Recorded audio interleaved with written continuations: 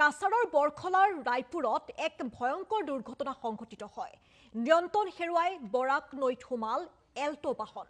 এগৰাকী মহিলা আৰু কণমানি কন্যাৰ মৃত্যু হয়। নিশা সংঘটিত হৈছিল এই ভয়ংকৰ দুৰ্ঘটনাটো।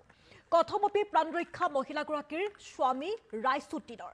গাড়ীখনৰ আইনা ভাঙি ওলাই আহে ৰাইচুদ্দিন আৰু নিশাটো গাড়ীৰ ভিতৰতে আবদ্ধ থাকে পত্নী কন্যা। এছডিআৰএফৰ অভিযানত উদ্ধাৰ কৰা হয় মৃতদেহ। শিলচৰৰ হাস্পাতালৰ পৰা উভতাৰ পথত সংঘটিত হ'ল দুৰ্ঘটনাটো। আমি নিশাৰ ভাগৰ কেইটামান দৃশ্যাংশ দেখুৱাইছো। এক শিহৰণকাৰী পথ দুৰ্ঘটনা সংঘটিত হ'ল কাছাৰৰ বৰখলাৰ ৰায়পুৰত। আৰু এখন এল্টো বাহন নিয়ন্ত্ৰণ হেৰুৱাই সোমাল বৰাক নৈত আৰু শিলচৰ হাস্পাতালৰ পৰা উভতাৰ পথত এই দুৰ্ঘটনাটো সংঘটিত হয়।